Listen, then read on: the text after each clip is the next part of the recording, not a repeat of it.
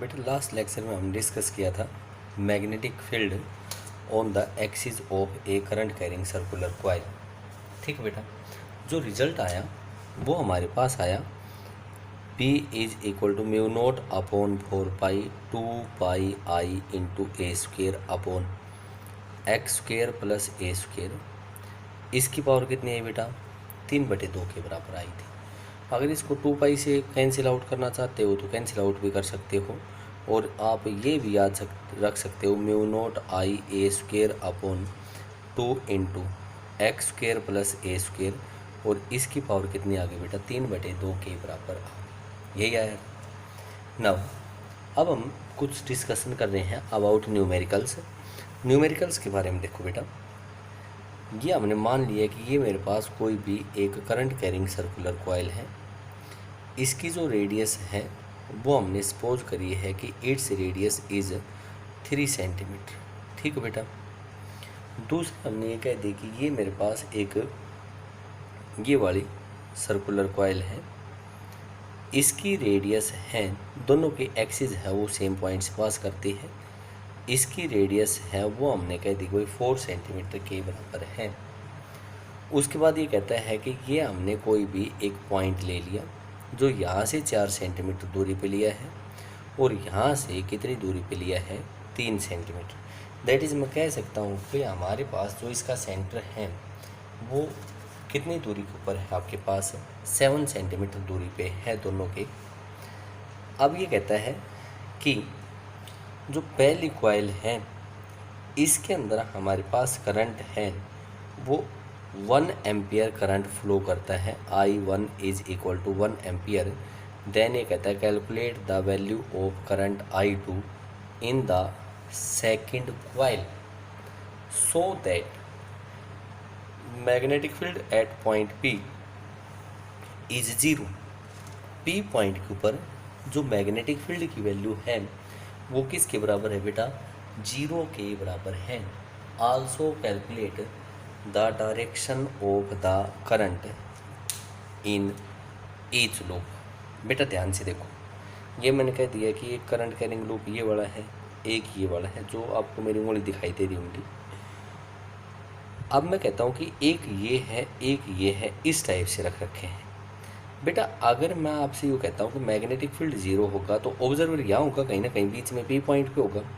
P point पे होगा। इसने ऑब्जर्व किया कि इसके अंदर एंटी क्लॉकवाइज में है, एंटी क्लॉकवाइज में तो मैग्नेटिक फील्ड इस साइड में। बेटा इसमें कैसे ऑब्जर्व करेगा वो? क्लॉकवाइज। तब हमारे पास मैग्नेटिक फील्ड B2 इस साइड में आएगा। इसका मतलब क्या हो गया कि P पॉइंट से अगर ऑब्जर्वर है वो ऑब्जर्व करता है कि पहली कॉइल के अंदर, इस कॉइल में करंट है वो क्लॉकवाइज डायरेक्शन में है, तब हमने कह दिया कि B1 इस साइड में होगा। मैग्नेटिक फील्ड सेंटर पे तभी 0 होगा जब इस कॉइल में करंट है वो कैसे हो बेटा? एंटी क्लॉकवाइज डायरेक्शन में हो। इसमें हमने बताया क्लॉकवाइज, और इसमें कैसा होगा बेटा? Anti clockwise, so that B2 will be in this direction. ठीक है। सबसे पहले तो आपको देखना है कि डायरेक्शन कौन सी होगी। इसमें एंटी क्लॉकवाइज, इसमें क्लॉकवाइज। आप ये भी कह सकते थे पहली कॉइल में एंटी क्लॉकवाइज तो दूसरी कॉइल में किधर होगा बेटा? ये क्लॉकवाइज डायरेक्शन होगा। जब ऑब्जर्वर कहाँ पे बैठा होगा बेटा? P पॉइंट पे बैठा होगा। ये होगा।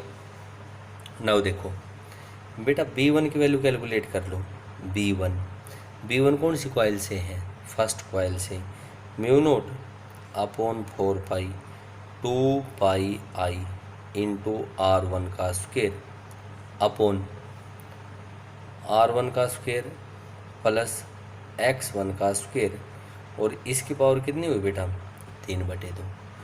दूसरी कॉइल से कैलकुलेट करेंगे तब हमारे पास क्या आएगा? B2 is equal to mu naught upon 4 pi 2 pi I2 into R2 का square upon R2 square plus X2 का स्क्वेयर, और बेटा सारी की पावर कितनी आएगी? 3/2। क्वेश्चन के अकॉर्डिंग हम क्या कहेंगे कि B1 है वो किसके बराबर है बेटा? B2 के बराबर है।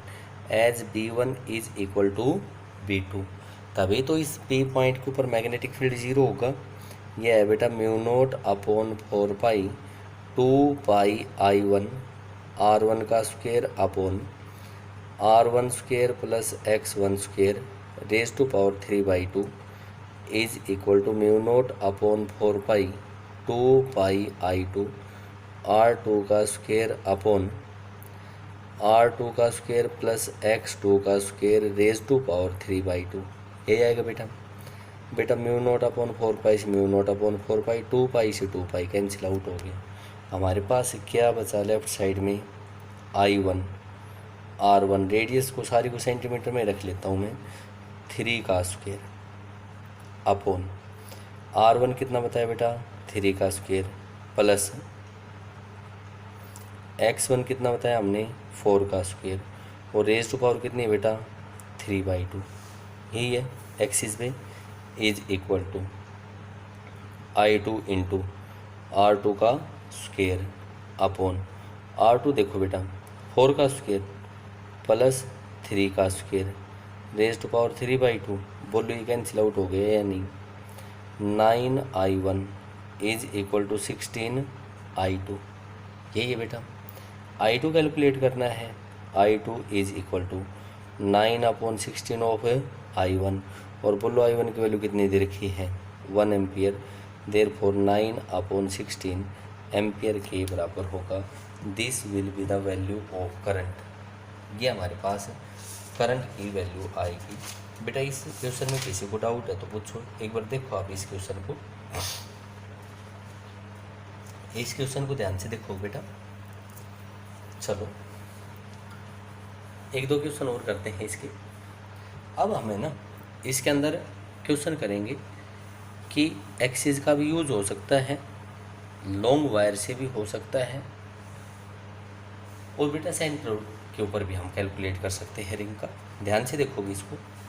यहाँ पे हमारे पास एक ये क्वेश्चन दे रखा है कि मेरे पास ये कोई भी एक इस टाइप की सर्कुलर कॉइल है। एक्चुअल में क्या थी कि ये वायर थी, लॉन्ग वायर थी। लॉन्ग वायर को हमने बेंड किया, इस टाइप से बेंड कर दिया। कई बार तुम देखा होगा कि कोई भी एक तार होता है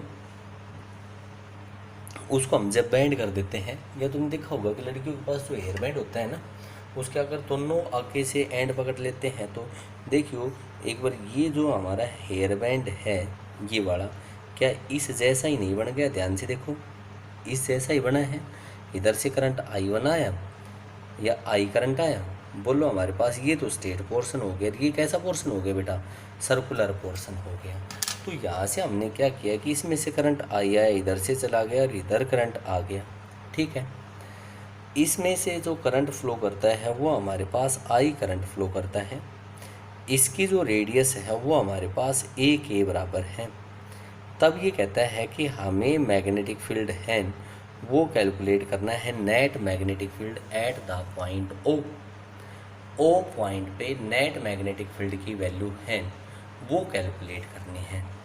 बेटा देखो, क्या ये हमारे पास जो O पॉइंट पे मैग्नेटिक फील्ड होगा वो इस स्ट्रेट पोर्शन से सर्कुलर पोर्शन से होगा या नहीं होगा? तो यहाँ से मैंने मान लिया लेट B1 है वो मैग्नेटिक फील्ड है O पॉइंट पे ड्यू टू सर्कुलर पोर्शन से जो हमारे पास मैग्नेटिक फील्ड आया वो कितना मान लिया हमने? B1 के बराबर मान लिया। और बेटा जब हमने B1 के बराबर मानना है तो मैं यहाँ से आपके सामने कह सकता हूँ कि B1 is equal to circular coil के सेंटर पे बोलो मैग्नेटिक फील्ड की value mu naught upon 4 pi I upon radius into कितना आएगा 2 पाई। देखो बेटा मैग्नेटिक फील्ड है वो परपेंडिकुलर डायरेक्शन में रहेगा and in the outward direction. ठीक है, ये बोलो लॉन्ग वायर है या नहीं? और जब लॉन्ग वायर है तो मैंने कह दिया कि भाई लॉन्ग वायर के कारण मैग्नेटिक फील्ड कितना मान लिया? B2 के बराबर मान लिया। और B2 के बराबर होगा लॉन्ग वायर से कितना होता है? म्यू नोट अपॉन 4 पाई। अगर इनफाइनाइट लॉन्ग वायर होती है तो ये कितना होता है? 2I upon perpendicular distance from the wire. ये इनफाइनाइट वायर ही है, perpendicular distance from the wire. यही होगा बेटा। डायरेक्शन देखो, करंट की डायरेक्शन में थंब करो, बोलो हमारे पास आउटवर्ड डायरेक्शन में है या नहीं। बोलो नेट मैग्नेटिक फील्ड के लिए दोनों जुड़ेंगे या घटेंगे? जुड़ जाएंगे। और जुड़ जाएंगे तो हमने कह दिया कि net magnetic field B is equal to B1 plus B2 के बराबर आया। और इसकी डायरेक्शन किधर होगी बेटा? आउटवर्ड होगी। और ये आया हमारे पास B is equal to mu naught upon 4 pi I upon A into 2 pi plus mu naught upon 4 pi into 2I upon A। और किधर होगा बेटा? परपेंडिकुलर होगा इन द आउटवर्ड डायरेक्शन, यही आएगा। आगे देखो, B की वैल्यू कितनी कर दी हमने? Mu naught into 2I upon 4 pi into A। ये तो कॉमन आ गया, ये कितना बच गया यहाँ पे? Pi plus 1 and it is perpendicular to the plane in the outward direction. बोलो, हमने ये क्वेश्चन कैलकुलेट कर दिया, कम्बिनेशन का है, एक सर्कुलर वायर का और एक हमारे पास क्या है? Long state current carrying wire है। तो उससे हमने मैग्नेटिक फील्ड है वो कैलकुलेट किया है। बोलो किसी कोई डाउट? आगे देखो, आगे हमारे पास ये मैंने मान लिया कि भाई हमारे पास एक इस टाइप का कॉम्बिनेशन दे रखा है, एक ये सर्कुलर कॉइल है, इस सर्कुलर कॉइल की रेडियस है वो A के बराबर है। एक ये सर्कुलर कॉइल मान ली, इस सर्कुलर कॉइल की रेडियस है वो भी हमारे पास A के बराबर है। इसकी रेडियस है वो A के बराबर है। इसकी रेडियस है वो भी किसके बराबर बताई बेटा? इसने A के बराबर बताई। तब ये कहता है कि इन दोनों का कॉमन सेंटर है वो O है and we have to calculate the magnetic field at the common centre. Common centre पे हमें मैग्नेटिक फील्ड है वो कैलकुलेट करना है। The direction of current is as shown in the figure. बेटा हर एक में से करंट I फ्लो करता है, ध्यान से देखो बेटा। इसमें जब करंट हमारे पास ऐसे फ्लो करता है तो हमारे पास ऊपर की साइड में होगा। और यहाँ पे हम ऐसे नहीं कहेंगे, ये 3 डायमेंशन में है। एक सर्कुलर कॉइल ये वाली है, एक सर्कुलर कॉइल ये वाली है, यही है। अब अगर हम इसमें ध्यान से देखते हैं तो दोनों के अंदर करंट की डायरेक्शन है एंटी क्लॉकवाइज। इसमें एंटी क्लॉकवाइज करो, बोलो मैग्नेटिक फील्ड इस साइड में होगा या नहीं?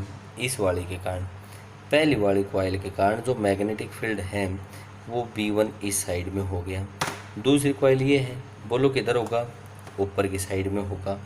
ये मैंने कह दिया कि भाई ये हमारे पास हो गया B2। और बोलो बेटा B1 और B2 के एंगल कितने डिग्री का है? 90 डिग्री का। सबसे पहले तो B1 कैलकुलेट करो, कहाँ पे? सेंटर पे। सेंटर पे कैलकुलेट करेंगे तो B1 is equal to mu naught upon 4 pi into I upon R into 2 pi. यही है, डायरेक्ट हमने शो कर रखी है। B2 कैलकुलेट करो, mu naught upon 4 pi I upon radius कितनी है इसकी बेटा? A के बराबर है इंटू 2 पाई के बराबर आएगा, यही आएगा। अब मैं यहाँ से क्या ये नहीं कह सकता B1 is equal to B2? B1 है वो B2 के बराबर है और B1 B2 के बराबर है। दोनों के बीच का एंगल कितने डिग्री का है? 90 डिग्री का। तो नेट मैग्नेटिक फील्ड हम कहेंगे कि B1 का स्क्वायर प्लस B2 का स्क्वायर। और बेटा B1 बराबर B2 बराबर मैंने अगर x मान लिया तो B की वैल्यू कितनी आएगी? Under of x square plus x square is equal to √2x के बराबर आएगी, यही वैल्यू आएगी। और जब ये वैल्यू आएगी तब मैं यहाँ से कह सकता हूँ कि B is equal to √2 into x की वैल्यू कितनी है? Mu naught upon 4 pi I upon A into 2 pi के बराबर आएगी। और अगर नेट मैग्नेटिक फील्ड की डायरेक्शन देखो, दो वेक्टर जब बराबर हैं तब हम कहेंगे कि नेट हमारे पास जो रिजल्टेंट वेक्टर होगा दोनों के बीच में होगा। दैट इज़ हम कहेंगे या तो B1 के साथ है 45 डिग्री का, या हम कहेंगे कि it makes an angle of 45 degree with B2। बेटा यहाँ तक किसी को कोई डाउट हो? आगे आगे देखो, एक क्वेश्चन और करते हैं। आगे देखो बेटा, यहाँ पे हमने मान लिया कि ये मेरे पास एक्स एक्सिस है, ये वाई एक्सिस है, ये हमने कह दिया कि जेड एक्सिस है। अब ये कहा है कि जेड एक्सिस के अलोंग करंट है वो आई फ्लो करता है। ये कोई वायर है और ये जो वायर है इसमें क्या बताया कि ये वायर है वो हमारे पास एक सेमी सर्कुलर पाथ है वो फॉलो करती है। और उसके बाद ये कहा है कि ये दूसरी वायर बन गई। ये कोई पहली वायर बताई है, ये सेकंड वायर बताई है और ये इसने बता दी कि भाई हमारे पास थर्ड वायर है। तब ये कहता है कि हमें मैग्नेटिक फील्ड है वो कैलकुलेट करना है due to semi infinite wire 1 and 3 and also due to the semicircular wire 2 at the point O। बेटा ये सेमी इनफाइनाइट है तो इसका मतलब एक एंगल तो 0 डिग्री का होगा, दूसरा एंगल कितने डिग्री का बनेगा आपके पास है 90 डिग्री का बनेगा। और हमने ये पढ़ा था कि अगर हमारे पास कोई भी एक लॉन्ग वायर होती है, ना मैंने इनफाइनाइट बताया ना सेमी इनफाइनाइट बताया, तो मैग्नेटिक फील्ड का फॉर्मूला पढ़ा था mu naught upon 4 pi I upon perpendicular distance into sine of phi 1 plus sine of phi 2 के बराबर आया था। और अगर सेमी इनफाइनाइट है तब हमने बताया था कि भाई फाई 1 है वो 0 डिग्री होगा और फाई 2 है वो किसके बराबर होगा 90 डिग्री। तब बेटा हमारे पास इसकी वैल्यू आ गई थी कि mu naught into I upon 4 pi into ए के बराबर है। इस सर्कुलर पाथ की जो रेडियस है वो मैंने आर मान ली। तो देखियो B1 आया, B1 is equal to mu naught upon 4 pi into I upon किसके बराबर आएगा आर। अब देखते हैं इसकी डायरेक्शन। बेटा कौन सी एक्सिस के अलोंग जा रहा है करंट, जेड एक्सिस के अलोंग देख लो, जेड एक्सिस के अलोंग करंट जा रहा है। मैग्नेटिक फील्ड देखियो मेरे पास वाई के अपोजिट डायरेक्शन में है, अपोजिट डायरेक्शन में तो माइनस किसके अलोंग चला गया जे कैप, B1 आ गया। दूसरा मैं कहता हूँ कि सेमी जो सर्किल हैं इससे मैग्नेटिक फील्ड कैलकुलेट करते हैं और मैग्नेटिक फील्ड कैलकुलेट करेंगे तो B2 is equal to mu naught upon 4 pi I upon R into pi. बोलो यही आएगा या नहीं। अब इसकी डायरेक्शन देखते हैं बेटा, करंट यूजर है, मैग्नेटिक फील्ड इनवर्ड, और बोलो इसके नीचे की साइड में क्या हमारे पास जेड एक्सिस नेगेटिव होगी या नहीं माइनस के कैप। उसके बाद इस पोर्शन से कैलकुलेट करते हैं ये भी क्या जेड के पैरेलल है। और जब ये जेड के पैरेलल है, जेड के पैरेलल है, देखो ये जेड के पैरेलल है, करंट हमारे पास किधर आ रहा है बाहर की डायरेक्शन में, और बाहर की डायरेक्शन में है तो बोलो हमारे पास फिर दोबारा से वाई के अपोजिट, देखो वाई इधर है बेटा, वाई के अपोजिट मेरी पाम है। तो हमने कह दिया कि B3 इज इक्वल टू कितना है बेटा mu naught upon 4 pi into I upon R into minus J cap. Net magnetic field चाहिए, नेट मैग्नेटिक फील्ड चाहिए तो आपने कह दिया कि B1 plus B2 plus B3 के बराबर होगा। और इसको ऐड करो B is equal to minus mu naught I upon 4 pi R, ये क्या पाएगा यही आएगा। उसके बाद plus minus mu naught I upon 4 pi R into pi के कैप और minus mu naught I upon 4 pi R into कितना आएगा बेटा जे कैप।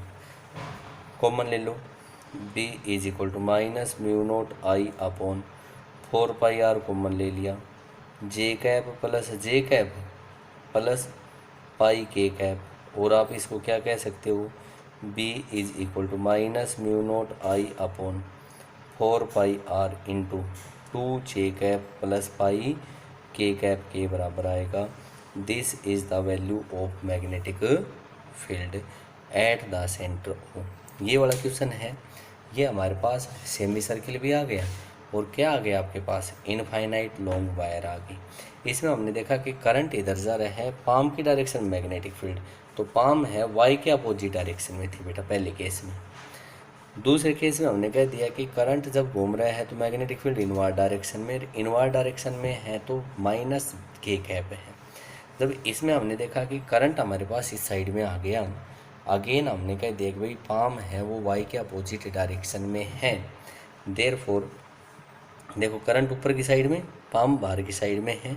हमने कहा देख माइनस जे कैप के अलोंग होगा और तीनों को हमने ऐड कर दिया, then we get the magnetic field.